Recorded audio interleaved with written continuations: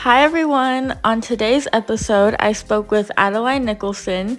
She currently does social media for Athletes Unlimited, a women's sports league, and she previously played D1 softball at Morehead State University.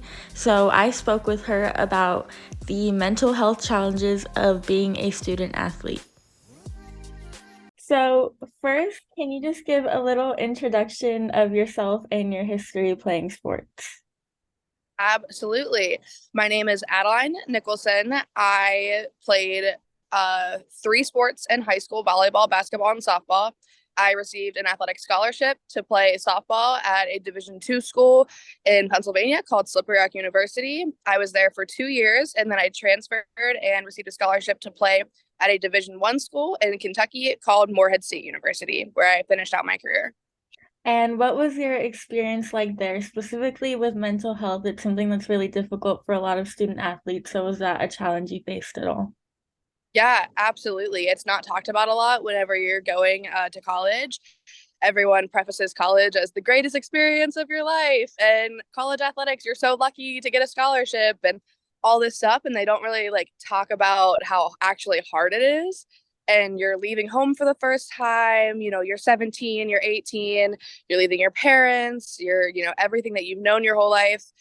And it's a big transition. I remember my first week of college, I didn't sleep the entire week. I was up all night long, just like getting used to having a roommate. We shared the same room. I didn't know where anything was. I didn't know anybody. And just like that was so hard. And then when I transferred, I went from playing Division II, where it was a little more lenient, you had a lot more free time, to playing Division I softball, which my whole life turned into softball, which I was not anticipating. And so it was a lot harder than I had thought, and balancing getting internships and doing everything that a normal student does, on top of having to be physically fit and, always being on top of your game and playing a sport and doing stuff like that. It was a lot more challenging than I had anticipated. And I ended up actually my senior year getting a counselor and going it through like intensive therapy, because I was just so distraught and having so many mental health issues. I got injured multiple times throughout my career, which had a toll on my mental health. Breakups and relationships that you don't, correlate to your sport, but they're happening at the same time. And so it's like you're going through all of these life changes, becoming an adult, playing a sport all at the same time, and you have no resources and you don't know what to do and all that. And so finally my senior year, I was like, okay, I need to get help, and went and saw a therapist, and it was probably the best thing I ever could have done. And so what can like universities do to help better support the mental health of student athletes? Yeah, universities, I think they're like trying, but just surface level trying.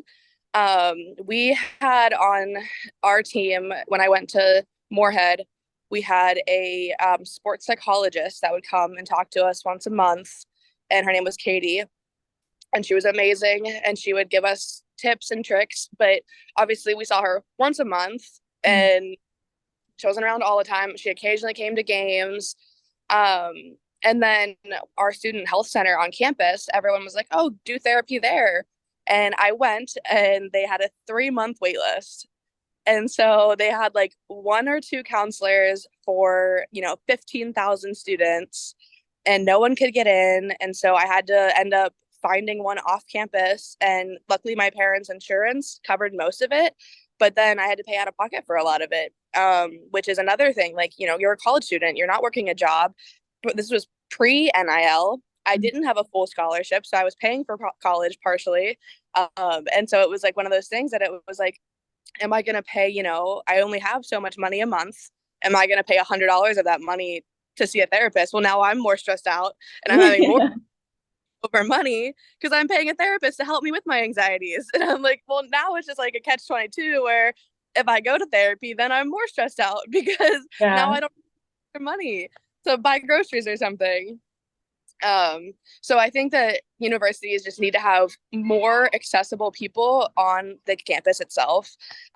Student athletes and just students in general should not be having to go off campus to find proper help. And so I think if universities have specific people that student athletes can go to, it would make it so much easier. And I think a lot of more people would ask for help because, when it's hard and you're already having a hard time and you're in a depressive episode or having a lot of anxieties, the last thing you want to do is spend, 2 hours of your time trying to find a therapist. And so if they were just readily available, or they started talking to therapists or sports psychologists before they had mental health issues, then it would be better. So I think just having them readily available would be just amazing. And what advice would you give to a student athlete who is struggling with all of this?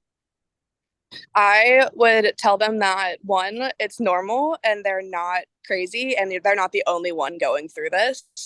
I think that a lot of us, when we're struggling, we're like, wow, it's only me that feels this way, and there's something wrong with me.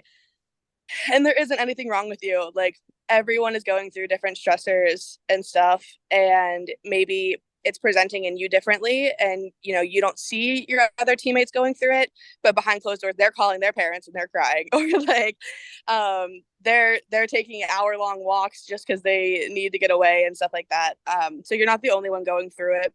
And also, don't be afraid to ask for help.